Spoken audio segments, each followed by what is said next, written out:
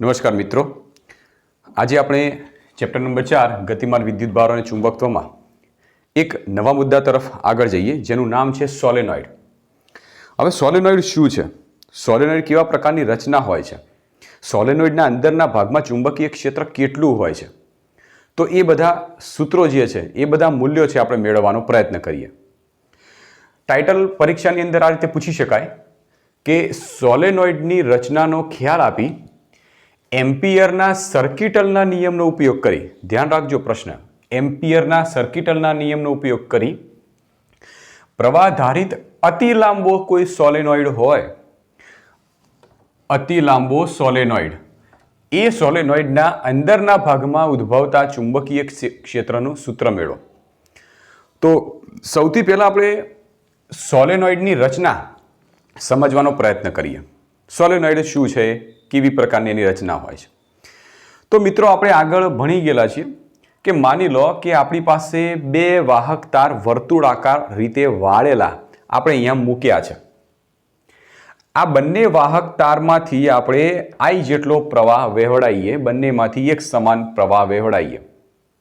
બંને વાહક તાર એક જ ધાતુના છે, બંને સમાન ત્રિજ્યાના વર્તુળાકાર ભાગમાં વાળેલા છે અને આ બંને વાહક તારમાંથી આપણે વિદ્યુત પ્રવાહનું વહન કરાવીએ. તો સ્વાભાવિક છે કે તમે પ્રવાહનું વહન કરાવશો તો એની આસપાસ ચુંબકીય ક્ષેત્ર ઉત્પન્ન થશે. તો અને આ જે વાહક તાર છે એની આસપાસ ઉત્પન્ન થતું ચુંબકીય ક્ષેત્ર આપણે અહીંયા દર્શાવી દઈએ કે ધારો કે આ પ્રમાણેનું ચુંબકીય ક્ષેત્ર આપણને મળે છે. વાહક તારના બે વાહક તાર જે વર્તુળાકાર રીતે વીંટાળેલા હતા, એના અંદરના ભાગમાં જે ચુંબકીય ક્ષેત્ર મળશે આપણને, એ આ પ્રમાણેનું હશે. ઓકે,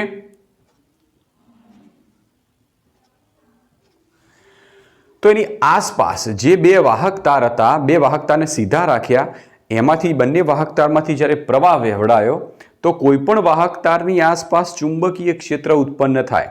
તમે બંને વાહક તારને વર્તુળાકાર રીતે વાળેલા હોવાથી એની આસપાસ રચાતું ચુંબકીય ક્ષેત્ર જે આકૃતિમાં મેં અહીંયા દર્શાવ્યું છે, આ તમને દેખાય છે, એ આ બંને વાહક તારના લીધે રચાતું ચુંબકીય ક્ષેત્ર છે.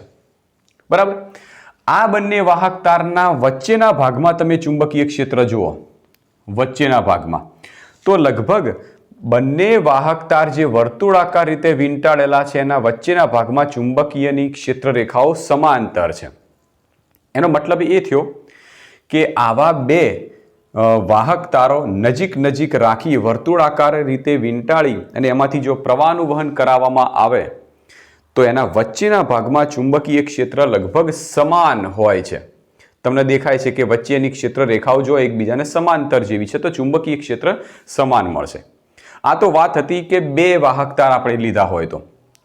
ધારો કે આપણે શું કરીએ કે ઘણા બધા વાહક તાર આવી રીતે વર્તુળાકાર રીતે વીંટાળીએ. માની લો કે આ રીતે જે બ્લેકથી બતાવેલું છે, ઘણા બધા વાહક તાર વર્તુળાકાર રીતે વીંટાળેલા છે. આ બધા વાહક તારોમાંથી જ્યારે આપણે પ્રવાહનું વહન કરાવીશું, બધામાંથી જ્યારે આપણે પ્રવાહનું વહન કરાવીશું ત્યારે શું થશે? ત્યારે આની આસપાસ પણ ચુંબકીય ક્ષેત્ર મળશે. હવે એ ચુંબકીય ક્ષેત્ર હું અહીંયા આગળ દર્શાવું છું કે આ બધા જ વાહક તારો કોઈ એક વર્તુળાકાર આકારમાં આપણે વીંટાળેલા છે અને હવે આમાંથી જો પ્રવાહનું વહન કરાવું તો એની આસપાસ ચુંબકીય ક્ષેત્ર ઉત્પન્ન થશે. તો અહીંયા આગળ મેં જે ક્ષેત્ર રેખાઓ દર્શાવી છે એ આ જે નળાકાર આકારનું જે ગૂંચળા જેવો ભાગ બતાવ્યો છે એમાંથી જ્યારે વિદ્યુત પ્રવાહનું વહન કરાવવામાં આવે છે ત્યારે એના લીધે જે ચુંબકીય ક્ષેત્ર રચાય છે એ ચુંબકીય ક્ષેત્ર અહીંયા દર્શાવ્યું છે. અહીંયા પણ તમને દેખાય છે કે ગૂંચળા અહીંયાથી લઈને અહીંયા સુધી, એટલે કે આ એક રિંગથી લઈ આ રિંગની વચ્ચેના ભાગમાં, અંદરના ભાગમાં ચુંબકની ક્ષેત્ર રેખાઓ જુઓ તો તમને દેખાશે કે ક્ષેત્ર રેખાઓ તો બધી સમાન છે. તો ટૂંકમાં એમ કહી શકાય કે વર્તુળાકાર રીતે વીંટાળેલા વાહક તારોના વચ્ચેના ભાગોની અંદર ચુંબકની ક્ષેત્ર રેખાઓ સમાન હોવાથી ચુંબકીય ક્ષેત્ર સમાન હોય છે. તો આના ઉપરથી આપણે સોલેનોઇડ માટેની વ્યાખ્યા આ રીતે આપી શકીએ. તો આ આકારને સોલેનોઇડનો આકાર કહેવાશે. હવે સોલેનોઇડની વ્યાખ્યા આપણે આ રીતે આપી શકીએ કે ખૂબ જ પાસ વીંટાળેલા પરંતુ અલગ કરેલા, એટલે કે એકની સાથે બીજો ઉપર નહીં, ત્રીજો નહીં, એવી રીતે નહીં. ખૂબ જ પાસે રાખેલા પરંતુ અલગ કરેલા વાહક તારોથી બનતી, આ વાહક તારો છે થી બનતી હેલિકલ પ્રકારની, હેલિકલ એટલે સ્પ્રિંગ છે. તમે સ્પ્રિંગ જોયેલી છે, તો સ્પ્રિંગનો આકાર તમે જોયો છે. તો સ્પ્રિંગ કેવા પ્રકારની રચના હોય? તો આવા પ્રકારની સ્પ્રિંગની રચના હોય. તો આવા પ્રકારની રચનાને હેલિકલ પ્રકારની રચના કહેવાય, કે જે વર્તુળ આકારે પણ આગળ વધતું હોય અને સુરેખમાં પણ આગળ વધતું હોય, જે આપણે આગળ ભણી ગયેલા હતા. તો ફરીથી સોલેનોઇડની વ્યાખ્યા જોઈએ. ખૂબ જ પાસે રહેલા અને અલગ કરેલા વાહક તારોથી બનતી હેલિકલ પ્રકારની રચનાને અથવા તો હેલિકલ આકારના ગૂંચળાને આપણે સોલેનોઇડ તરીકે ઓળખીશું. તો વ્યાખ્યા આપણે આ રીતે લખી શકીએ સોલેનોઇડની.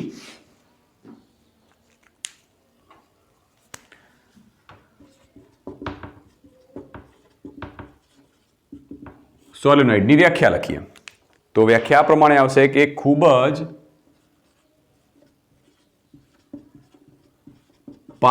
પાસે રહેલા અથવા તો રાખેલા પરંતુ અલગ કરેલા વાહક તારોથી બનતા હેલિકલ આકારના ગૂંચળાને શું કહેવાશે? સોલેનોઇડ કહે છે. ખ્યાલ આવી ગયો? ખૂબ જ પાસે રહેલા ઘણા બધા વાહક તારો પરંતુ અલગ કરેલા હોય અને આવા વાહક તારો ભેગા કરીને એક હેલિકલ પ્રકારનો ગૂંચળા જેવો એક ભાગ બનાવીએ એને સોલેનોઇડ આપણે કહીશું. હવે મિત્રો ખાસ યાદ રાખજો કે સોલેનોઇડ માટે, સોલેનોઇડ તો ખબર પડી ગઈ કે સોલેનોઇડ વાસ્તવમાં એ આવા પ્રકારનું કોઈ એક ગૂંચળું હોય છે. હવે આની અંદર જે આ વાહક તારો છે એ એકબીજાના સંપર્કમાં નહીં આવતા. જે વાહક તારો હોય એ વાહક તારો ઉપર અવાહકનું પડ ચડાયેલું હોય. અવાહકનું પડ ચડાવીને પછી જ્યારે એ બધા વાહક તારોને આવી રીતે, એટલે કે એક જ વાહક તારને પણ હેલિકલ આકારે જ્યારે વીંટાળીએ છીએ ત્યારે આ બધા જે ગૂંચળા છે એકબીજાની નજીકમાં આવશે. બરાબર? ફરીથી કહું છું કે સોલેનોઇડમાં આ બધા જે ગૂંચળાવાળા ભાગ છે એકબીજાની નજીકમાં હોય છે. હવે એકબીજાના સંપર્કમાં ના આવે એટલા માટે એક ગૂંચળું એની આસપાસ અવાહકનું પડ, બીજાની આસપાસ અવાહકનું પડ, તો દરેક ઉપર અવાહકનું પડ ચડાયેલું હોય કે જેથી એકબીજાના સંપર્કમાં આવે નહીં. બરાબર છે? તો આ પ્રકારની રચનાને સોલેનોઇડ કહેવાય. અમુક સોલેનોઇડ એવા હોય છે કે જેની ત્રિજ્યા, સોલેનોઇડમાં તમે એની ત્રિજ્યાની કિંમત લેશો, ત્રિજ્યા r, એના કરતાં એની લંબાઈ વધારે હોય. જ્યારે અમુક સોલેનોઇડ એવા હશે, અમુક સોલેનોઇડ એવા પણ હશે કે જેમાં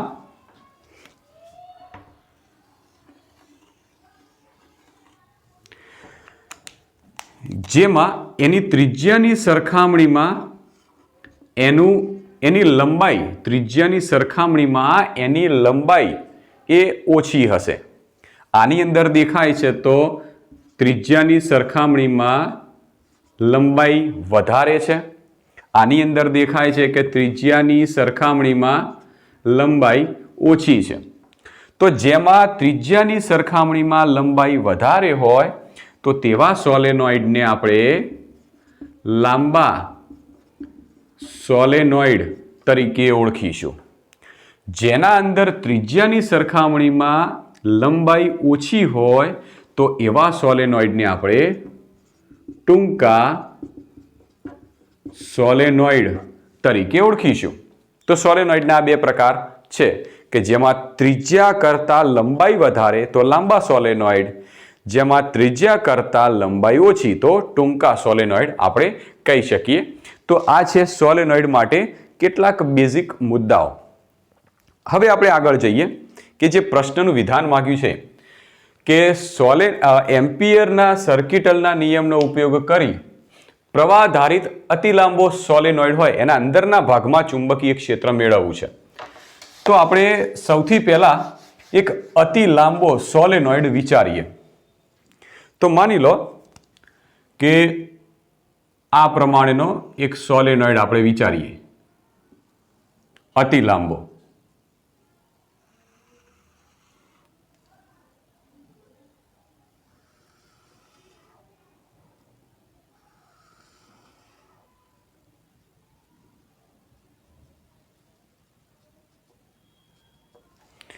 બુકમાં જે પ્રમાણે આકૃતિ આપી છે એ પ્રમાણે આપણે દોરવાનો પ્રયત્ન કરીએ. આ મેં અતિ લાંબો સોલેનોઇડ બતાવ્યો છે. તમને નવાઈ લાગશે કે સોલેનોઇડ જેવો આકાર તો નથી, પણ આપણે જ્યારે આકૃતિ પૂરી કરી દઈશું ત્યારે તમને વિગતવાર સમજૂતી આપી દઈશું. ઓકે,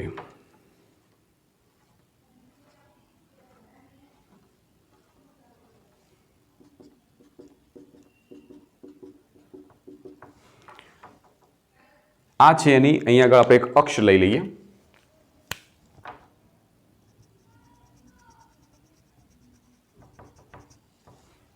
અહીંયા આગળ એક સોલેનોઇડનો આકાર બતાવ્યો છે. દેખાય છે સોલેનોઇડ જેવું? તો ના, સોલેનોઇડ જેવું તો નથી દેખાતું. સોલેનોઇડ તો આ સ્પ્રિંગ જેવા આકારનું હોય, પરંતુ એક્ઝેક્ટ આ સોલેનોઇડનો કોઈ એક આડછેદવાળો ભાગ તમને બતાવ્યો છે. જેમ કે આખી સ્પ્રિંગ છે, વર્તુળાકાર કોઈ સ્પ્રિંગ છે. ઓકે, હવે આ વર્તુળાકારને હું વચ્ચેથી કાપી દઉં તો તમે દૂરથી જોશો તો આ પ્રમાણે દેખાશે. હવે અહીંયા ડોટ અને ક્રોસ બતાવ્યા છે. શું છે? તો સોલેનોઇડમાં આંટાઓ તમે જુઓ તો આવી રીતના આંટાઓ હોય છે, બરાબર? તો આનો મતલબ શું થાય કે ઉપર તરફથી વાયર બહાર આવે છે વાહક તાર, અને નીચે તરફ વાહક તાર અંદર જાય છે. ઉપર તરફ વાહક તાર બહાર આવે છે, નીચે તરફ વાહક તાર અંદર જાય છે. તો જુઓ, ઉપર તરફ વાહક તાર બહાર આવ્યો, આ અંદર ગયો, અહીંયા બહાર આવ્યો વાહક તાર, અહીંયા અંદર ગયો, અહીંયા વાહક તાર બહાર આવશે, અહીંયા અંદર જશે. તો આવી રીતે અહીંયા સોલેનોઇડના જે વાહક તારો છે એ વાહક તારોનો એક વચ્ચેથી એક આડછેદ જેવો ભાગ અહીંયા બતાવી દીધો છે, જ્યાં ડોટ જે છે એ સોલેનોઇડના વાહક તારો બહારની તરફ આવતા દર્શાયા છે. આ ક્રોસ જે છે એ સોલેનોઇડમાં વાહક તારો અંદર તરફ જતા દર્શાયા છે. મેં તમને પહેલા જ શરૂઆતમાં ચેપ્ટરમાં જ કીધું હતું કે ડોટ નિશાની એ વાહક તાર, વિદ્યુત ક્ષેત્ર, ચુંબકીય ક્ષેત્ર કે પ્રવાહ અંદર બહાર આવતી દિશામાં ધ્યાનમાં લેવાનું, અને ક્રોસ હોય તો અંદર તરફ જતી દિશામાં જોવાનું. ઓકે, હવે આ જે સોલેનોઇડ છે એ અતિ લાંબો બતાવ્યો છે, માટે અહીંયા મેં ડોટ બતાવ્યું છે જે અતિ લાંબો છે. આ જે સોલેનોઇડ છે એ અતિ લાંબો સોલેનોઇડ છે. હવે આ સોલેનોઇડના અતિ લાંબા સોલેનોઇડના અંદરના ભાગમાં ચુંબકીય ક્ષેત્ર મેળવવું છે. તો ચલો અંદરના ભાગનું કોઈ એક બિંદુ દર્શાવી દઈએ.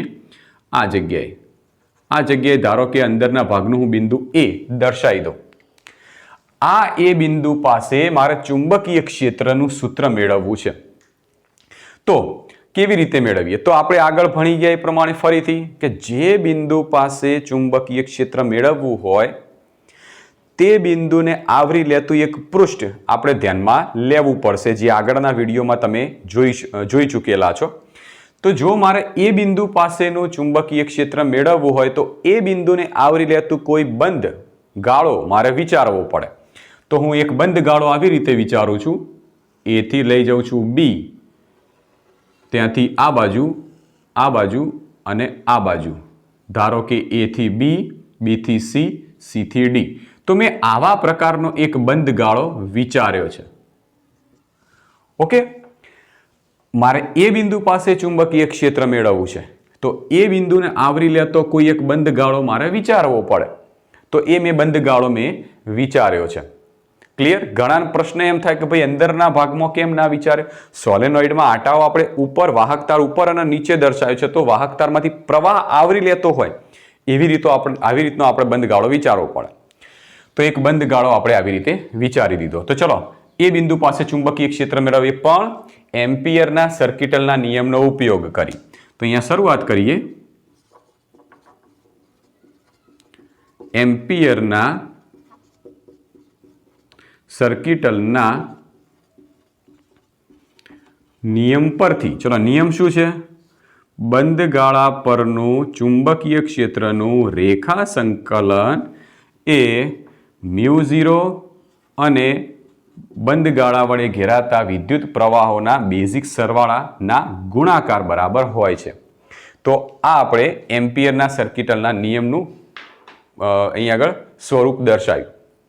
હવે મારે એ બિંદુ પાસેનું ચુંબકીય ક્ષેત્ર મેળવવું છે, તો એક કામ કરીએ. સૌથી પહેલા આપણે ડાબી બાજુનો પોર્શન લઈ લઈએ. તો ડાબી બાજુનો પહેલા પોર્શન લઈએ, સંકલન B.dl. ઓકે, તો સંકલન B.dl આનો મતલબ થાય કે ચુંબકીય ક્ષેત્રનું રેખા સંકલન. હવે આ એ બિંદુ પાસે ચુંબકીય ક્ષેત્રનું રેખા સંકલન લેવું છે, તો અહીંયા આગળ જો એ બિંદુને આવરી લેતો ભાગ હોય એ આ ભાગ છે. તો જે ચુંબકીય ક્ષેત્ર જે છે એ આ બધા જ ગાળાઓ માટેનું ચુંબકીય ક્ષેત્ર ધ્યાનમાં લેવું પડે. એટલે કે A થી B સુધીનું, B થી C સુધીનું, C થી D સુધીનું અને D થી A સુધીનું. આપણે જે બંધ ગાળો વિચાર્યો છે, તો ધારો કે એની લંબાઈ h જેટલી લંબાઈ ધારી દઈએ. બરાબર, જે બંધ ગાળો વિચાર્યો છે એની લંબાઈ આપણે h ધારી દઈએ. હવે મારે બંધ ગાળા માટેનું ચુંબકીય ક્ષેત્ર લેવું છે. આ બંધ ગાળાનું ચુંબકીય ક્ષેત્રનું રેખા સંકલન લેવું છે, તો બંધ ગાળો 4 ભાગમાં ડિવાઈડ થાય છે. તો જે સંકલન છે એ પણ 4 ભાગમાં આવશે. A થી B સદિશ B.dl વત્તા B થી C સદિશ B.dl વત્તા સંકલન C થી D સદિશ B.dl અને વત્તા બંધ ગાળાનું સંકલન D થી A સદિશ B.dl. ઓકે, સંકલન સદિશ B.dl નો મતલબ શું થાય? આ જે બંધ ગાળો છે એ બંધ ગાળાનું ચુંબકીય ક્ષેત્રનું રેખા સંકલન, પણ આ બંધ ગાળો તો 4 ભાગમાં વહેંચાયેલો છે. તો 4 વિભાગોના ચુંબકીય ક્ષેત્રનું રેખા સંકલનનો સરવાળો કરવાનો થાય. હવે અહીંયા દેખાય છે કે AB વિભાગ છે એ સોલેનોઇડના અંદરના ભાગમાં છે. બરાબર, જ્યારે CD વિભાગ જે રહ્યો એ CD વિભાગ તો આ જે સોલેનોઇડ હતો એના બહારના વિભાગમાં. હવે આ સોલેનોઇડનું ચુંબકીય ક્ષેત્ર તમે જુઓ તો સોલેનોઇડમાંથી જે ચુંબકીય ક્ષેત્ર પસાર થશે એ આવી રીતનું છે. ચુંબકીય ક્ષેત્ર B, સોલેનોઇડના અંદરના વિસ્તારમાં ચુંબકીય ક્ષેત્ર B તો આવી રીતનું છે. હવે આ CD વિભાગ રહ્યો એ સોલેનોઇડના બહારના વિભાગમાં છે, બહારના ભાગમાં છે. હવે બહારના ભાગમાં હોય તો આ CD વિભાગનો તમે કોઈ સૂક્ષ્મ ખંડ dl લઈ લો તો પણ આ બહારનો વિભાગ હોવાથી જ્યાં ચુંબકીય ક્ષેત્ર સંપર્કમાં આવતું નથી, અને ચુંબકીય ક્ષેત્ર સંપર્કમાં આવતું ન હોવાથી CD વિભાગનું આ ચુંબકીય ક્ષેત્રનું રેખા સંકલન કેવું થઈ જશે? 0 થઈ જવાનું. ફરીથી કહું છું કે CD વિભાગ જે રહ્યો સોલેનોઇડના બહારના ભાગમાં છે, માટે બહારના ભાગની અંદર ચુંબકીય ક્ષેત્રનું રેખા સંકલનનું મૂલ્ય 0 થવાનું છે. તો આ કિંમત તો 0 થઈ જશે. હવે વાત કરીએ આપણે BC અને DA વિભાગ માટે. BC વિભાગ જુઓ, આ BC વિભાગમાં તમે નાના સૂક્ષ્મ dl લંબાઈના ખંડો વિચારી દો. આની અંદર ક્યાં તો પેલામાં, બંનેમાં જુઓ તો આનો સૂક્ષ્મ dl લંબાઈનો વિભાગ, સૂક્ષ્મ dl લંબાઈ અને ચુંબકીય ક્ષેત્ર dl લંબાઈનો સૂક્ષ્મ ખંડ અને ચુંબકીય ક્ષેત્ર પરસ્પર લંબ થશે.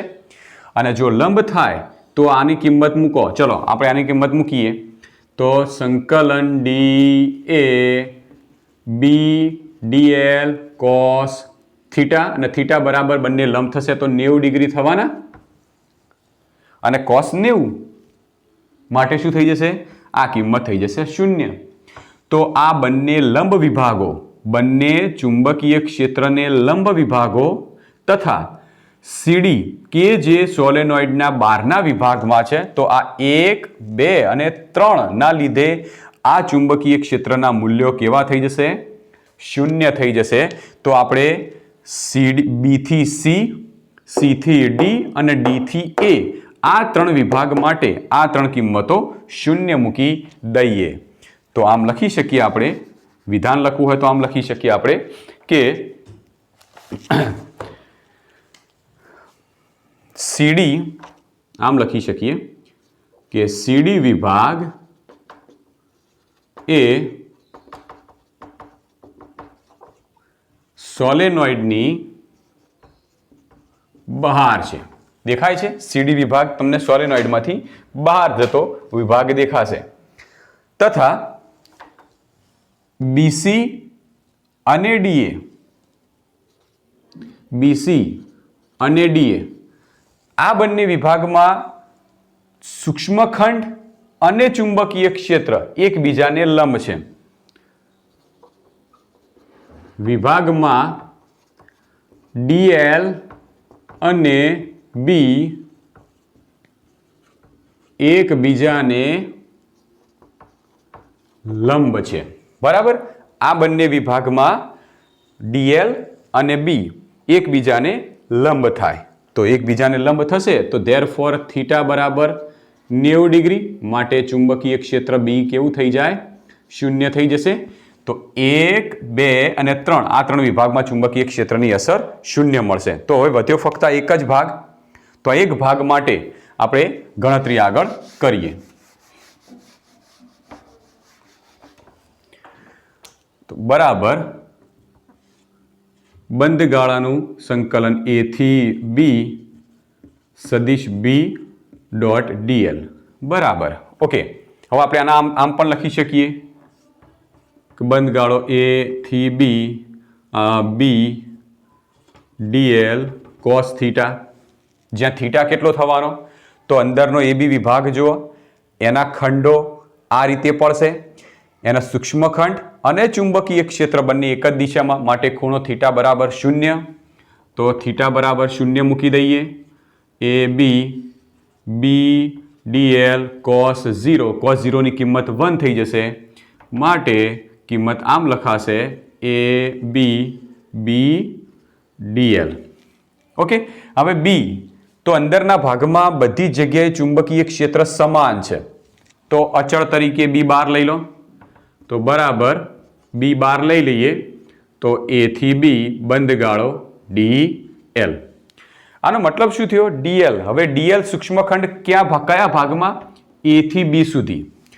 એ થી બી સુધી તમે સૂક્ષ્મ ડીએલ લંબાઈના ખંડ વિચારો તો અહીંથી અહીંયા સુધી સૂક્ષ્મ લંબાઈના કેટલા ખંડ વિચારી શકાય? તો એ થી લઈને બી સુધી સૂક્ષ્મ લંબાઈના ઘણા બધા તમે ખંડો લઈ શકો. તો ઘણો બધો એટલે કેટલો વિભાગ થયો? એબી વિભાગ, અને એબી વિભાગ બરાબર આપણે એચ લંબાઈ ધારેલી છે. તો સંકલન ડીએલ બરાબર એચ થઈ જાય. તો બરાબર બી આના બરાબર થઈ જશે એચ, સમીકરણ 1. તો પહેલી કિંમત મળી ગઈ સમીકરણ 1 ની. હવે આપણે જમણી બાજુનો વિભાગ લઈએ.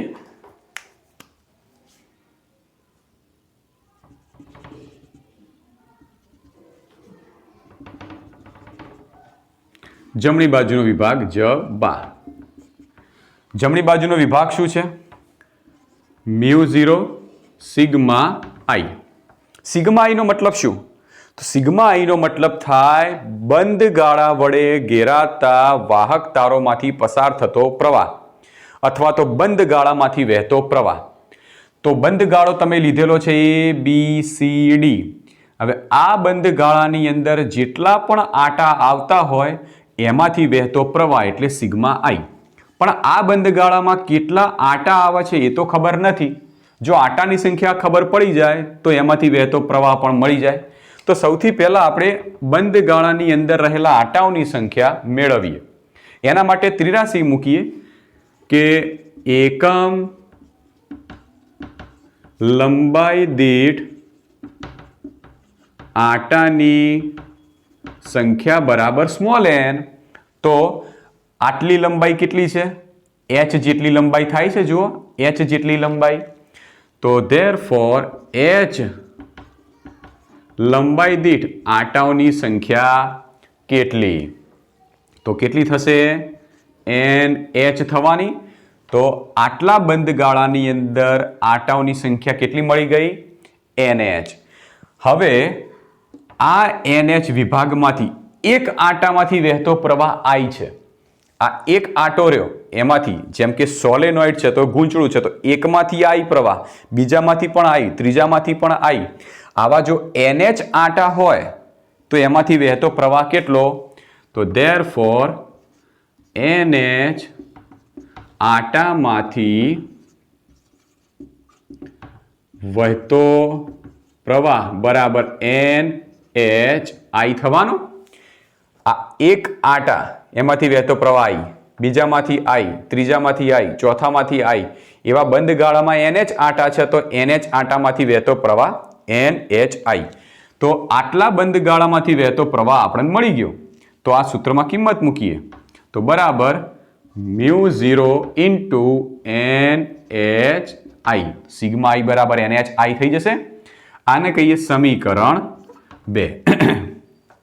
હવે સમીકરણ 1 અને 2 સરખાઈએ, કારણ કે એમ્પિયરના સર્કિટલનો નિયમ શું કહે છે? આ બરાબર આ થાય. તો આ બરાબર આ પણ કરી શકીએ. તો સમીકરણ 1 અને 2 પરથી BH બરાબર μ0 NHI. HS તમે કેન્સલ કરી નાખો તો B બરાબર મળશે μ0 NI. આટલું ચુંબકીય ક્ષેત્ર સોલેનોઇડના અંદરના વિભાગની અંદર હોય છે. સોલેનોઇડના અંદરના ભાગમાં ચુંબકીય ક્ષેત્ર કેટલું મળશે? μ0 NI. એ તમે કોઈ પણ બિંદુ તમે અંદરના ભાગનું વિચારી શકો. પણ યાદ રાખજો સૌથી મહત્વનો પોઈન્ટ, જ્યાં સ્મોલ n એટલે એકમ લંબાઈ દીઠ આટાની સંખ્યા છે. જ્યાં સ્મોલ n શું છે? એકમ લંબાઈ દીઠ આટાની સંખ્યા. ક્લિયર? તો સરસ મજાની થિયરી છે એક. તો આપણે થિયરીમાં અંદરના બિંદુએ ચુંબકીય ક્ષેત્ર મેળવવા માટે જે બિંદુએ ચુંબકીય ક્ષેત્ર મેળવવું છે તો એ બિંદુને આવરી લેતો એક બંધ ગાળો બનાવ્યો. હવે એમ્પિયરના સર્કિટલના નિયમનો ઉપયોગ કરો છો તો એમ્પિયરના સર્કિટલના નિયમનું સૂત્ર મૂક્યું. હવે આની અંદર ડાબા બરાબર જબા થાય તો ડાબી બાજુની કિંમત મેળવી. હવે આનો મતલબ થાય છે બંધ ગાળા માટેનું ચુંબકીય કુલ ચુંબકીય ક્ષેત્ર, પણ બંધ ગાળો 4 વિભાગમાં વહેંચાયેલો છે તો 4 વિભાગ માટે આપણે લખ્યું. પણ 1, 2 અને 3 વિભાગનું ચુંબકીય ક્ષેત્રનું મૂલ્ય 0 થાય છે તો ફક્ત એક જ વિભાગ વધ્યો. અને આ વિભાગ માટે આપણે જ્યારે ગણતરી કરી તો કિંમત મળી BH. જમણી બાજુનો વિભાગ લઈએ μ0 NI, જ્યાં μ0 ઇન્ટુ સિગ્મા I. તો μ0 ઇન્ટુ સિગ્મા I ની અંદર આ જે સિગ્મા I છે એ આ બંધ ગાળા વડે ઘેરાતો બંધ ગાળાની અંદર મળતો વિદ્યુત પ્રવાહ છે. પણ આ બંધ ગાળામાં પ્રવાહ કેટલો મળશે? તો બંધ ગાળામાં કેટલા આટા છે એ શોધવા પડે.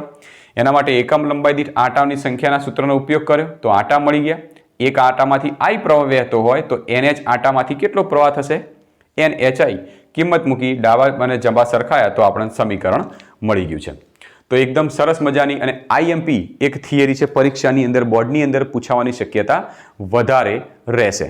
તો IMP એક થિયરી આપણે અહીંયા પૂરી કરી છે. ત્યારબાદ માની લો કે હવે એક વધારાનો મુદ્દો લઈએ JEE અને NEET માટે, જે અમુક રેફરન્સમાં કે તમને સીધો જ આપી દીધો છે, સૂત્ર આપી દીધું છે, પણ આપણે તારવવાનો પ્રયત્ન કરીએ. આ તો વાત હતી કે અતિ લાંબો કોઈ સોલેનોઇડ હોય તો એના માટે. પણ માની લો કે પરિમિત લંબાઈનો કોઈ સોલેનોઇડ હોય. હવે જે થિયરી આવે છે ફક્ત GNEET માટે જ છે, બોર્ડની અંદર પૂછી ના શકાય કારણ કે તમારા સિલેબસમાં નથી. તો GNEET માટેનો એક મુદ્દો,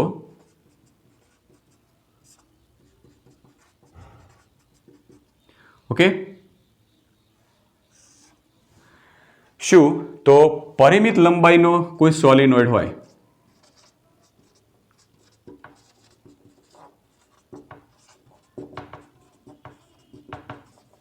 પરિમિત લંબાઈના સોલેનોઇડના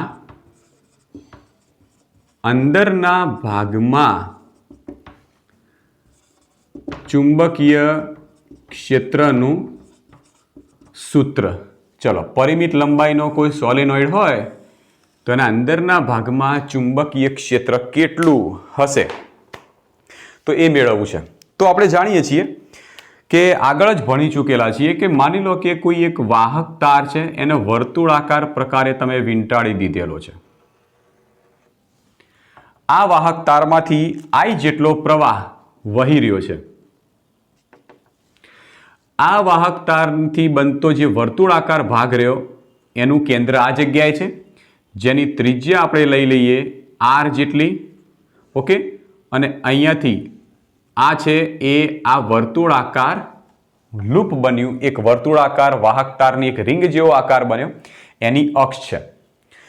આ અક્ષ ઉપર ધારો કે આ જગ્યાએ બિંદુ P આવેલું છે અને આ બિંદુ P પાસે મારે ચુંબકીય ક્ષેત્ર મેળવવું છે. તો આપણે આગળ ભણી ચૂકેલા છીએ કે કોઈ વર્તુળાકાર કોઈ રિંગ આપેલી હોય, આ રિંગના કેન્દ્રથી x જેટલા અંતરે આવેલા બિંદુ પાસે ચુંબકીય ક્ષેત્ર મેળવ્યું હતું. આ બિંદુ P આપણે અહીંયાથી ધારો કે x જેટલા અંતરે વિચારી દઈએ. તો આ બિંદુ P પાસે ચુંબકીય ક્ષેત્રનું સૂત્ર શું હતું? તો સૂત્ર આ પ્રમાણે હતું, B બરાબર μ0 I/r² x² પ્લસ r² 3/2. યાદ કરજો, આગળ વર્તુળાકાર કોઈ રિંગ હોય, એ રિંગના કેન્દ્રથી x જેટલા અંતરે આવેલા બિંદુ પાસે ચુંબકીય ક્ષેત્ર મેળવ્યું હતું. ખબર છે, એ બિંદુ P પાસે આપણે ચુંબકીય ક્ષેત્ર લઈ એના x અને y દિશામાંના ઘટકો લઈ અને સાઇન ઘટક આપણે દૂર કરીને કોસ ઘટક જ ધ્યાનમાં લેતા હતા. તો એ થિયરી છે. તો કોઈ વર્તુળાકાર લૂપ હોય, વાહક તાર હોય, રિંગ હોય, એના કેન્દ્રથી x અંતરે આવેલા બિંદુ પાસે ચુંબકીય ક્ષેત્રનું સૂત્ર આપણે જાણીએ છીએ. માની લો કે આવા વર્તુળાકાર રિંગો જે છે એવી થોડી વધારે માત્રામાં છે. ધારો કે આપણે આ પ્રમાણે રચના વિચારીએ. આ એક રિંગ,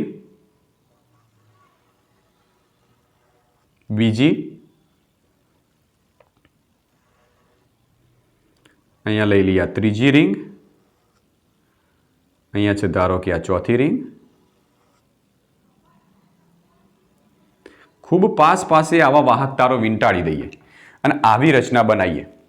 હવે આ રચનાના કેન્દ્રથી એની અક્ષ એટલે આ પ્રમાણેની અક્ષ થશે. આ અક્ષ ઉપરના બિંદુ P પાસે ચુંબકીય ક્ષેત્ર મેળવવું છે. આપણે પહેલા એક જ વાહક રિંગ લીધી.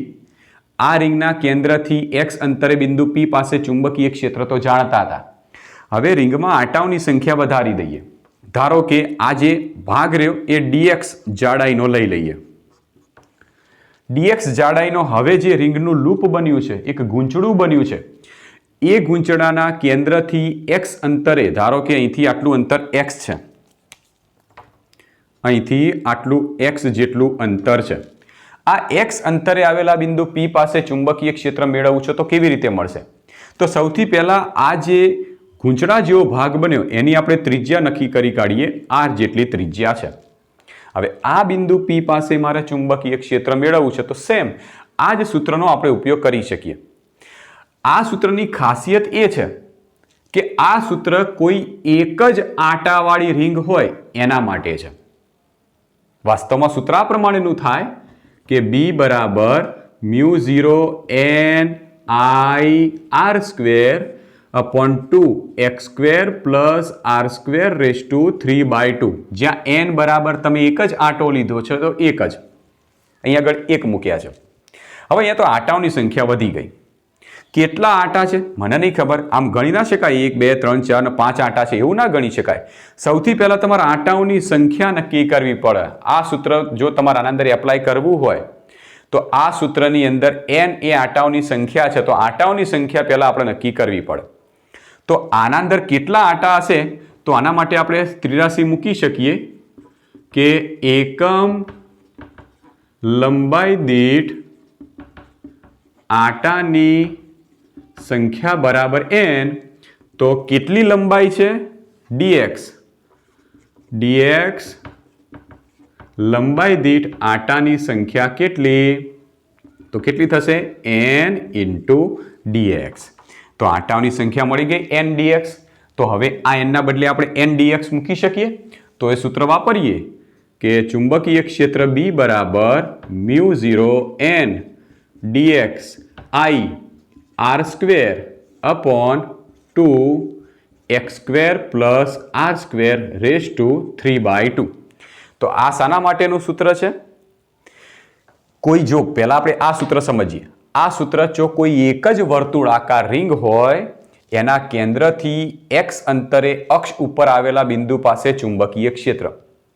જો રિંગમાં આંટાઓની સંખ્યા વધારે હોય, ધારો કે dx લંબાઈ સુધીમાં આંટાઓ પ્રસરેલા છે, તો આના માટે ચુંબકીય ક્ષેત્ર શોધવાનું આ સૂત્ર મળ્યું. હજી આ સૂત્રને આપણે થોડું સિમ્પ્લિફાય કરીએ. કેવી રીતે? કે આ બિંદુ P છે તો આ બિંદુ P અક્ષને લંબ લઈ લઈએ, એક રેખા લઈ લઈએ. ધારો કે આ એક રેખા લઈ લીધી. હવે અહીંયા આગળ તમે એક નળાકાર જેવો આકાર વિચારી દો. ધારો કે આપણે અહીંયા નળાકાર જેવો આકાર વિચારી દઈએ. ઓકે, આ બિંદુ P પાસે જે સોલેનોઇડ જેવો આકાર બન્યો એના શરૂઆતના ગાળાથી એ બિંદુને જોડતી એક રેખા લઈ લઈએ. જે વર્તુળાકાર ગૂંચળું બન્યું એનો શરૂઆતનો જે આંટો હતો ત્યાંથી લઈ બિંદુ P ને જોડતી એક રેખા લઈ લઈએ, જે બિંદુ P ને દોરેલા લંબ સાથે ધારો કે થીટા જેટલો ખૂણો બનાવે છે. ક્લિયર? હવે આટલું અંતર r હોય તો આ પણ અંતર r થવાનું, આ અંતર x હશે તો આ પણ અંતર x થવાનું છે. તો હવે આ ઉપર જે ત્રિકોણ બન્યો છે એ ત્રિકોણ માટે tan થીટાના સૂત્રનો ઉપયોગ કરીએ. તો tan થીટા બરાબર ખૂણાની સામેની બાજુ x ભાગ્યા પાસેની બાજુ r. આમાંથી x ને કરતા બનાવો તો r tan થીટા. બંને બાજુ થીટા પ્રત્યે વિકલન લઈએ.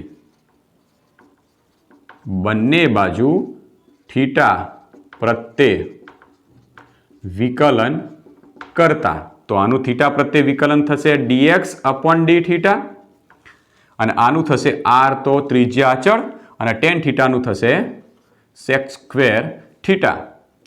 ધેરફોર એકલા dx બરાબર થશે r sec² theta into d theta. હવે આ સમીકરણમાં જે જગ્યાએ dx આપેલા છે ત્યાં કિંમત આ મૂકીશું, x આપેલા છે ત્યાં કિંમત આ મૂકીશું. તો કિંમતો મૂકીએ તો b બરાબર μ0 n. ઓકે, dx બરાબર લઈએ r sec² theta into d theta into I r² છેદમાં 2 x તરીકે લઈએ r tan theta, r tan theta પણ અહીંયા સ્ક્વેર થઈ જશે કારણ કે x² છે, વત્તા r², આની થશે 3/2. ધેરફોર b બરાબર, હવે અહીંયા ઉપર જુઓ, μ0 n I અલગ લઈ લો, r² r તો r ઘન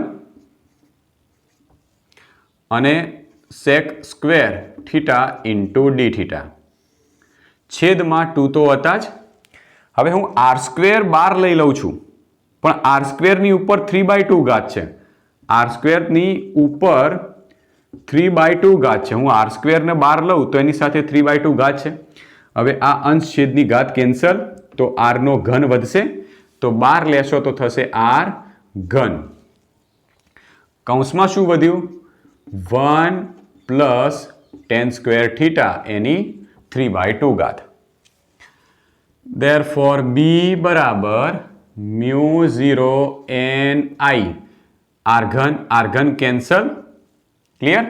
ઉપર વધ્યા sec² theta into d theta છેદમાં 2, 1 પ્લસ tan² થીટા થાય sec² થીટા, અને એની ઉપર 3/2, તો 2 કેન્સલ એટલે sec ઘન થીટા થયા, તો sec ઘન થીટા. ક્લિયર? Therefore b બરાબર, હવે sec² થીટા અહીંયા ઘન છે તો આ કેન્સલ આખા, તો વધ્યું શું? μ0 n I d થીટા છેદમાં વધ્યા 2 sec થીટા, અને 1/sec એટલે થાય cos થીટા. Therefore b બરાબર μ0 ni ઇન્ટુ ડી થીટા છેદમાં 2 વધશે અને 1/sec બરાબર થાય cos થીટા. તો ફાઇનલ આપણે આને આવી રીતે લખીએ કે બી બરાબર μ0 ni/2 cos theta into D theta. તો આ ચુંબકીય ક્ષેત્ર આપણે મળ્યું. આટલા ડીએક્સ લંબાઈના કોઈ ગાળા હોય એની બહારના આ જગ્યાએનું બરાબર એ બિંદુ પાસે ચુંબકીય ક્ષેત્ર મળી ગયું છે. હવે વિચારી લો કે આખો સોલેનોઇડ લઈ લઈએ, આખા સોલેનોઇડની અંદર બિંદુ પી વિચારી દો તો શું થશે? તો આખા સોલેનોઇડની અંદરનું બિંદુ વિચારશો તો ચુંબકીય ક્ષેત્ર મેળવવાનું સૂત્ર લઈ લઈએ. ધારો કે આ પ્રમાણે જુઓ, તમે જે અડધો સોલેનોઇડ આટલો થોડોક જ સોલેનોઇડ બનાવ્યો એના બદલે માની લઈએ કે આ પ્રમાણેનો આપણે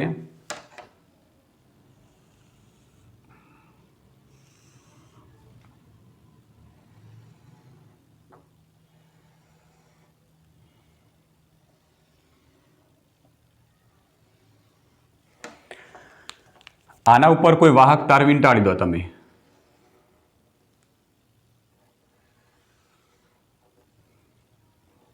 તો એક સોલેનોઇડ ગૂંચળા જેવો ભાગ થઈ ગયો. હવે આ છે પરિમિત લંબાઈનો, મતલબ કે એની લંબાઈ આપણે જાણીએ છીએ એટલી. કોઈ પરિમિત લંબાઈનો કોઈ એક સોલેનોઇડ અહીંયા તૈયાર થઈ ગયો છે. હવે આ સોલેનોઇડ માટે એના અંદરના કોઈ વિસ્તારમાં ચુંબકીય ક્ષેત્ર મેળવવું છે. પહેલાં આપણે શું કર્યું હતું? એક જ આંટો લીધો, પછી ડીએક્સ લંબાઈમાં આંટા લીધા. હવે આખા નળાકાર ઉપર બધી જગ્યાએ આંટા લઈ લઈએ. હવે આ જે નળાકાર જેવો આકાર બન્યો એનું અક્ષ ઉપર બતાવી દઈએ તો આ છે એની અક્ષ. હવે આ જગ્યાએ ધારો કે કોઈ બિંદુ પી આવેલું છે. આ બિંદુ પી પાસે મારે ચુંબકીય ક્ષેત્ર મેળવવું છે. તો કેવી રીતે મળશે? તો આ બિંદુ પી રહ્યું એ સોલેનોઇડના શરૂઆતના આંટા અને અંતિમ આંટાના ઉપરના ભાગ સાથે જોડતી રેખા લઈ લો. તો આ શરૂઆતનો સોલેનોઇડનો શરૂઆતનો ભાગ, ત્યાંથી બિંદુ પીને જોડતી રેખા, અંતિમ ભાગ, ત્યાંથી બિંદુ પીને જોડતી રેખા લઈ લો. બિંદુ પીને કોઈ એક લંબ લઈ લો. આ રેખા લંબ સાથે ધારો કે આ બાજુ θ1 જેટલો ખૂણો બનાવે છે અને આ બાજુ θ2 જેટલો ખૂણો બનાવે છે એવું વિચારી દો. ઓકે. હવે આ જે સોલેનોઇડ છે એના બિંદુ પી પાસે ચુંબકીય ક્ષેત્ર મેળવવું છે તો આપણે આ જ સૂત્રનો અંદર ઉપયોગ કરી શકીએ. તો એ સૂત્ર અનુસાર બી બરાબર μ0 ni/2 cos theta into D theta. આ સૂત્રનો ઉપયોગ કરીએ. અહીંયા આગળ આંટાઓની સંખ્યા ઓછી હતી માટે આવું સૂત્ર મળ્યું. અહીંયા આગળ આંટાઓની સંખ્યા વધારે છે તો શું થશે? જે ચુંબકીય ક્ષેત્ર મળશે એ ચુંબકીય ક્ષેત્ર સોલેનોઇડના એક વિસ્તારથી લઈને બીજા વિસ્તાર સુધીનું બધી જગ્યાનું મળશે. માટે આ જે ચુંબકીય ક્ષેત્રનું સૂત્ર મળ્યું એ સંકલનના સ્વરૂપમાં આપણે લખવાનું થશે, કારણ કે હવે આખા સોલેનોઇડ માટે આપણે સૂત્ર મેળવીએ છીએ. તો આ પ્રમાણેનું થશે. તો સમગ્ર સોલેનોઇડ માટે પહેલા ઓછા આંટા હતા, તો સમગ્ર સોલેનોઇડ માટે ચુંબકીય ક્ષેત્રનું સૂત્ર થશે બી બરાબર સંકલન μ0 ni/2 into cos theta D theta. હવે સંકલન આવે એટલે સંકલનની લિમિટ આવશે. તો સંકલનની લિમિટ ક્યાંથી ક્યાં સુધીની આવશે? તો બિંદુ પી આગળનું ચુંબકીય ક્ષેત્ર સોલેનોઇડના આ વિસ્તારથી આ વિસ્તાર સુધીનું મેળવવું છે. હવે આ વિસ્તારનો પોઈન્ટ રહ્યો એ બિંદુ પી સાથે અહીંયા θ1 ખૂણો બનાવે છે. આ છેડો છે એ બિંદુ પી સાથે θ2 જેટલો ખૂણો બનાવે છે. તો લિમિટ આવશે θ1 થી θ2. પરંતુ જો આપણે આને ઉગમ બિંદુ તરીકે લઈ લઈએ બિંદુ પીને, તો આ ખૂણો ઋણ સાઈડનો થશે, ઋણ એક્સ અક્ષ તરફ, આ ખૂણો ધન એક્સ અક્ષ તરફ. જે ખૂણો ઋણ એક્સ અક્ષ તરફ થાય તો એ ખૂણાની કિંમત રહેશે માઇનસ. ક્લિયર?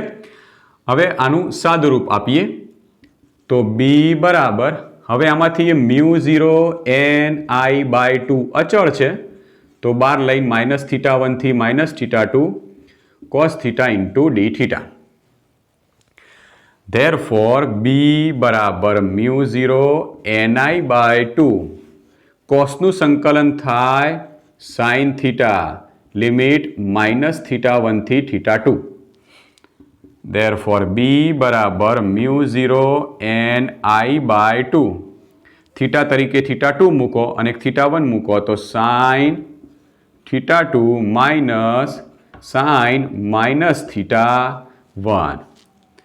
Therefore b બરાબર μ0 ni/2. માઇનસ માઇનસ પ્લસ એટલે થઈ જશે સાઇન θ2 પ્લસ સાઇન θ1 એટલે ફાઇનલ સૂત્ર મળશે સાઇન θ1 પ્લસ સાઇન θ2. તો આ જે સૂત્ર આપણે યાદ રાખવાનું છે જી નીટ માટે, કોઈ સોલેનોઇડ હોય એ પરિમિત લંબાઈનો કોઈ સોલેનોઇડ હોય, અનંત લંબાઈનો નહીં. અતિ લાંબો તો આપણે અતિ લાંબા માટે તો સૂત્ર જોયું μ0 ni, પણ પરિમિત લંબાઈનો કોઈ સોલેનોઇડ હોય તો એ સોલેનોઇડના અંદરના વિસ્તારમાં ચુંબકીય ક્ષેત્રનું મૂલ્ય આ સૂત્રની મદદથી મેળવી શકીએ. તો યાદ રાખજો, આગળનું સૂત્ર b બરાબર μ0 ni હું અહીં આગળ લખી દઉં છું. બે સૂત્રો અહીંયા લખું છું કે અતિ લાંબા સોલેનોઇડ ના અંદરના વિસ્તારમાં ચુંબકીય ક્ષેત્ર B બરાબર μ0 ni આ સૂત્રની મદદથી મેળવીશું. જ્યારે પરિમિત લંબાઈના સોલેનોઇડના અંદરના વિસ્તારમાં ચુંબકીય ક્ષેત્ર B બરાબર μ0 ni/2 સાઇન θ1 પ્લસ સાઇન θ2. આ બંને સૂત્રો યાદ રાખજો. ઓકે, હવે પ્રશ્ન એ થાય કે માની લઈએ કે પરિમિત લંબાઈના સોલેનોઇડના અંદરના વિસ્તારમાં ચુંબકીય ક્ષેત્રનું સૂત્ર મળી ગયું. ધારો કે આ પરિમિત લંબાઈનો સોલેનોઇડ છે, આની હું થોડી લંબાઈ વધાર કરે જઉં તો અતિ લાંબો સોલેનોઇડ થઈ જશે. તો શું પરિમિત લંબાઈના સોલેનોઇડના ચુંબકીય ક્ષેત્રના સૂત્ર ઉપરથી અતિ લાંબા સોલેનોઇડના ચુંબકીય ક્ષેત્રનું સૂત્ર મેળવી શકાય? ચેક કરીએ. અહીંયા આગળ આપણે પરિમિત લંબાઈનો એક સોલેનોઇડ બતાવ્યો છે, બરાબર.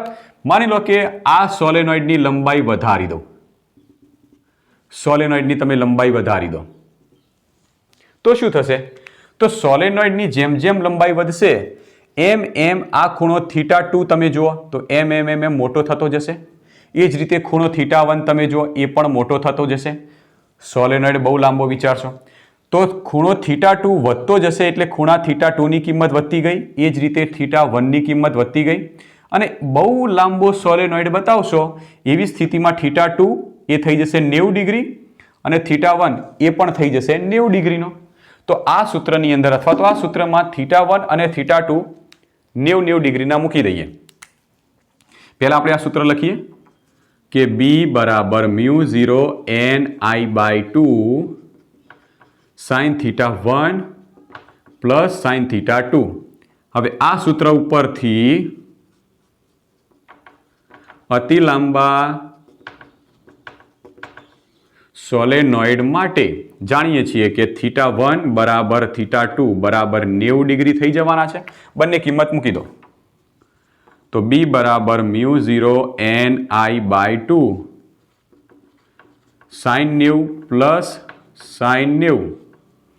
તો B બરાબર μ0 ni/2 સાઇન 90 ની કિંમત 1 પ્લસ 1 એટલે 2 થઈ ગયા અને ઉપર નીચે 2 કેન્સલ તો B બરાબર μ0 ni સૂત્ર મેળવી શકીએ. પરિમિત લંબાઈના સોલેનોઇડના સૂત્ર ઉપરથી અતિ લાંબા સોલેનોઇડનું સૂત્ર બનાવી શકીએ છીએ. ખ્યાલ આવો જો કે અતિ લાંબો સોલેનોઇડ થાય ત્યારે આ ખૂણો જે છે એ મોટો થતો લંબ સાથે 90 ડિગ્રીનો ખૂણો બનાવી દે તો આપણે કિંમત મળી જાય. તમે આગળ જીનીટ માટે એક સૂત્ર આગળ પણ ભણશો. એક દાખલો જીનીટમાં આવા પ્રકારનો પૂછી શકાય છે કે માની લો જે સોલેનોઇડ છે આવા પ્રકારનો છે,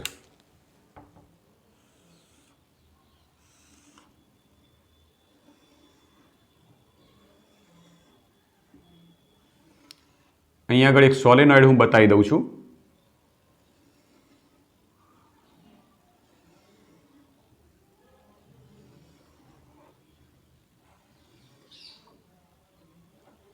પરિમિત લંબાઈનો એક સોલેનોઇડ છે. હવે ધારો કે તમને રકમ આપી દીધી કે આકૃતિમાં દર્શાવ્યા પ્રમાણે બિંદુ P પાસે ચુંબકીય ક્ષેત્રનું સૂત્ર મેળવો, પરંતુ બિંદુ P જે છે એ સોલેનોઇડના વચ્ચેના ભાગમાં નહીં પણ આ જગ્યાએ આવેલું છે. બિંદુ P આ જગ્યાએ કાં તો આ છેડા ઉપર આ બિંદુ P પાસે ચુંબકીય ક્ષેત્રનું સૂત્ર શું થાય? જો બિંદુ P આ જગ્યાએ હોત તો તમે ચુંબકીય ક્ષેત્રનું સૂત્ર મેળવી શક્યા હોત, પરંતુ બિંદુ P આ જગ્યાએ હોત તો કોઈ જ ઓકવર્ડ નથી. જો બિંદુ P અક્ષ ઉપરનું બિંદુ હોત, જો બિંદુ P અક્ષ ઉપરનું બિંદુ હોય ને તો શું કરવાનું? પહેલી વાત કે બિંદુ P ના સોલેનોઇડના અંતિમ છેડા સાથે જોડતી રેખા બિંદુ P ને લંબ એક લઈ લો. જેમ અહીંયા આગળ દેખાય છે કે બિંદુ P ને આપણે એક લંબ લીધો, અક્ષને લંબ, એક બિંદુને જોડતી રેખા એની સાથે ખૂણો θ2, બીજા છેડાના ભાગ સાથે જોડતી રેખા સાથે θ1. પણ અહીંયા આગળ બીજો છેડાનો જે ભાગ રહ્યો એ તો લંબ ઉપર જ આવેલો છે. આ પહેલો છેડો, આ બીજો છેડો. હવે આપણે બિંદુ P ને લંબ તો આ દર્શાયો, આ બિંદુ P ને લંબ. હવે શું કરવાનું? બંને છેડા રહ્યા ત્યાંથી બિંદુ P સાથે જોડતી રેખાઓ દોરો. તો એક છેડા સાથે જોડતી રેખા તો દોરી દીધી, ચલો એનો ખૂણો θ2 તો આપણને મળી ગયો. હવે આ બિંદુ P નો પહેલા છેડા સાથે જોડતી રેખા દોરો. તો પહેલો છેડો તો અહીંયા આગળ આવે છે, એને બિંદુ P સાથે જોડતી રેખા એ તો વાસ્તવમાં લંબ સાથે જ આવશે. તો આ ખૂણો θ2 બનશે, જ્યારે પહેલા છેડાનો લંબ સાથેનો ખૂણો તો શૂન્ય થવાનો છે. જો ધારો કે આ બિંદુ P છે, એને હું ખસેડતો આમ લઈ જાઉં. વિચારી લો, આમ વિચારો કે આમ છે, બરાબર. અત્યારે હવે હું બિંદુ P ને આમ નજીક લેતો જાઉં તો ખૂણો θ1 નાનો થતો જાય છે. ધારો કે આ જગ્યાએ લાવી દઉં તો ખૂણો θ1 શૂન્ય થઈ જશે. તો આ સ્થિતિમાં θ1 બરાબર 0 અને θ2 બરાબર θ લેતા ખ્યાલ આવી ગયો? θ2 જ તમને મળશે, θ1 તો શૂન્ય મળશે. તો હવે સૂત્ર જે છે આ જુઓ કે B બરાબર μ0 ni/2 sin θ1 પ્લસ sin θ2. આની અંદર બંને કિંમતો મૂકી દઈએ. μ0 ni/2 sin θ1 તરીકે 0 અને sin θ2 તરીકે θ લઈ લો. Therefore B બરાબર μ0 ni/2 sin 0 ની કિંમત 0, તો ફક્ત શું વધશે? sin θ. તો આ સૂત્ર મળ્યું. આ સૂત્ર શાના માટે? સોલેનોઇડના અંદરના ભાગમાં અક્ષ ઉપર કોઈ એક છેડા ઉપર આવેલા બિંદુ પાસે ચુંબકીય ક્ષેત્ર.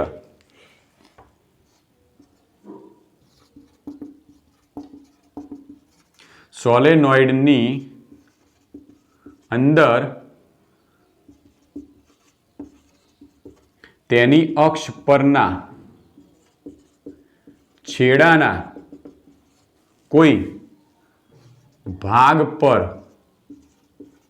મળતું ચુંબકીય ક્ષેત્ર, એનું આ સૂત્ર આપણને મળી ગયું. બરાબર. તો આવા પ્રકારના પણ તમને જે નીટની અંદર દાખલા મૂકેલા હોય તો તમારે સીધો જ આ સૂત્રનો હવે સીધો જ ઉપયોગ કરવાનો. સીધો આ સૂત્ર મૂકો, એની અંદર ગણતરી કરો અને જવાબ લઈ દો. ખ્યાલ આવી ગયો? તો આ બધા સૂત્રો આપણે ખાસ યાદ રાખવાના થશે. હવે આપણે એક દાખલો લઈ લઈએ આ સૂત્ર ઉપર આધારિત.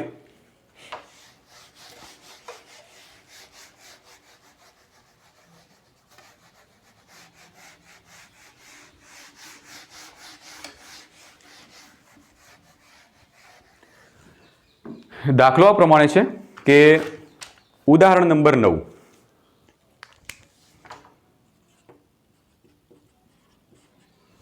ઓકે, રકમ હું લખી દઉં છું કે 1 સેન્ટીમીટર ત્રિજ્યા અને 0.5 મીટર લંબાઈનો સોલેનોઇડ 1 સેન્ટીમીટર ત્રિજ્યા અને 0.5 મીટર લંબાઈનો સોલેનોઇડ સોલેનોઇડ 500 આટા ધરાવે છે. એક સોલેનોઇડ છે જે 500 આટા ધરાવે છે.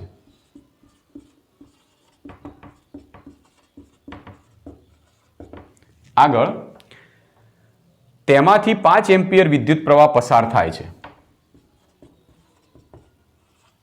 તેમાંથી 5 એમ્પિયર વિદ્યુત પ્રવાહ પસાર થાય છે. સોલેનોઇડની અંદર ચુંબકીય ક્ષેત્રનું મૂલ્ય કેટલું હશે? તો સોલેનોઇડની અંદર ચુંબકીય ક્ષેત્રનું મૂલ્ય કેટલું હશે? ઓકે, કઈ વસ્તુ આપી છે પહેલા આપણે એના ડેટા બનાવી દઈએ. 1 સેન્ટીમીટર ત્રિજ્યા. ચલો આપણે સોલેનોઇડનો આકાર બનાવીએ. ધારો કે આકૃતિ દર્શાવી દઈએ. અહીંયા આગળ એક સોલેનોઇડ આપણે વિચારી દઈએ.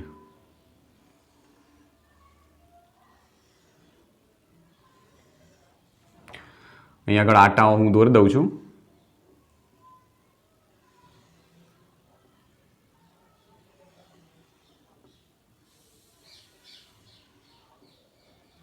ખૂબ જ પાસે રહેલા અને અલગ કરેલા વાહક તારો હેલિકલ આકારે ગોઠવાઈ અને જે ગૂંચળાની રચના બનાવે છે એને આપણે સોલેનોઇડ કહીએ છીએ. અહીંયા આગળ એક સોલેનોઇડ દર્શાવેલો છે. ઓકે, આ સોલેનોઇડની અહીંયા આગળ એક અક્ષ લઈ લઈએ. હવે આ સોલેનોઇડ માટે ત્રિજ્યા જો જોઈએ તો આ થાય સોલેનોઇડની ત્રિજ્યા, જેને આપણે R તરીકે દર્શાવી શકીએ. અને આ છે સોલેનોઇડની લંબાઈ, જેને આપણે L સ્વરૂપે દર્શાવી શકીએ. ઓકે, તો પહેલાં તો આપ્યું છે ડેટામાં 1 સેન્ટીમીટર ત્રિજ્યા. તો R બરાબર 1 સેન્ટીમીટર બરાબર 10⁻²મીટર. 0.5 મીટર લંબાઈ, તો L બરાબર 0.5 મીટર. સોલેનોઇડ 500 આટા ધરાવે છે. આ સોલેનોઇડમાં આટાઓની સંખ્યા કેટલી છે? આટાની સંખ્યા બરાબર 500 છે. એટલે કે તમને આ સોલેનોઇડમાં કુલ 500 આટા આપેલા છે. તેમાંથી 5 એમ્પિયર પ્રવાહ પસાર થાય છે. તો I બરાબર 5 એમ્પિયર. ક્લિયર? આટલી વસ્તુ આપી અને એના અંદરના ભાગમાં ચુંબકીય ક્ષેત્રની કિંમત મેળવી છે. ચલો કયા સૂત્રનો ઉપયોગ કરીશું? શું અતિ લાંબા સોલેનોઇડ માટે કહી શકીએ કે પરિમિત લંબાઈના? તો પ્રશ્ન એ થાય કે બંનેમાંથી કયું સૂત્ર વાપરવું? અતિ લાંબા સોલેનોઇડ માટેનું સૂત્ર હતું μ0 ni. પરિમિત લંબાઈના સોલેનોઇડ માટે સૂત્ર હતું μ0 ni/2 sin θ1 plus sin θ2. કયું સૂત્ર વાપરવું? તો યાદ રાખો કે જો સોલેનોઇડમાં એની ત્રિજ્યા કરતાં એની લંબાઈ વધારે આપેલી હોય તો આવા સોલેનોઇડને આપણે લાંબો સોલેનોઇડ કહીએ છીએ. કયો મુદ્દો?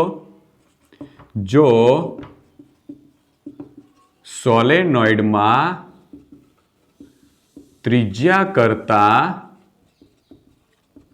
તેની લંબાઈ વધારે હોય તો તેવા સોલેનોઇડને લાંબો સોલેનોઇડ કહે છે. હવે જુઓ, ત્રિજ્યા કરતાં લંબાઈ વધારે હોવી જોઈએ. ત્રિજ્યા છે 10⁻² મીટર, એટલે કે 1 સેન્ટીમીટર.